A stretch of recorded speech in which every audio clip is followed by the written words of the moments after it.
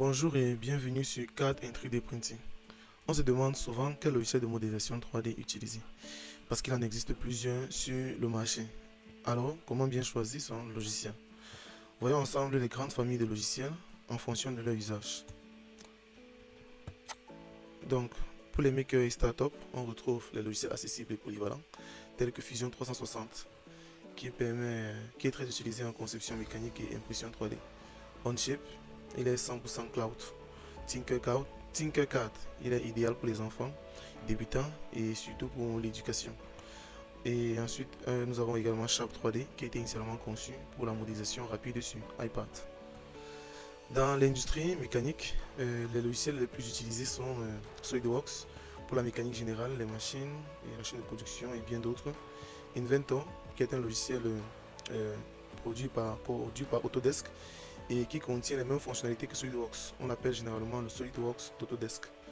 Ensuite, nous avons CATIA, qui est très utilisé pour les projets complexes dans les secteurs tels que l'automobile, l'aéronautique, le nucléaire et même la machine spéciale. CMN NX, il est beaucoup utilisé dans l'industrie lourde et l'ingénierie avancée. PTC Creo, on va le retrouver en général pour la mécanique de précision, l'industrie lourde telle que les machines agricoles et outillage.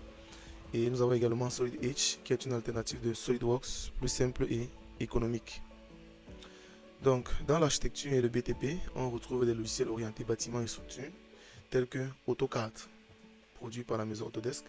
C'est l'un des meilleurs logiciels utilisés pour la modélisation 2D et 3D. Il est idéal pour les dessins techniques et plans 2D. Nous avons également Revit, qui est un logiciel BIM utilisé pour les grands projets de construction, tels que les immeubles, les ponts ou les infrastructures. Advanced Steel, qui est également un logiciel de la famille Autodesk, est idéal pour la modélisation 3D des structures métalliques et le detail design. Et enfin, ici nous avons Archicad, qui est un produit de Graphisoft spécialisé pour l'architecture.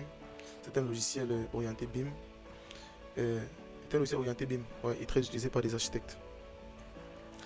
Et enfin, pour les artistes concepteurs qui font du design de l'animation, on retrouvera les logiciels tels que 3ds Max et Maya, produits par Autodesk. Ils sont utilisés pour l'animation, les jeux vidéo et les effets spéciaux. On peut aussi retrouver Blender, qui est un logiciel open source, très intéressant pour l'animation et le rendu réaliste.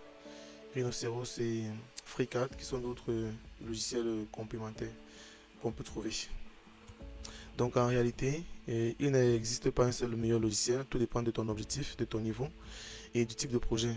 L'important c'est de bien comprendre ton besoin avant de choisir ton outil de modélisation. Merci et à bientôt pour de nouveaux sujets.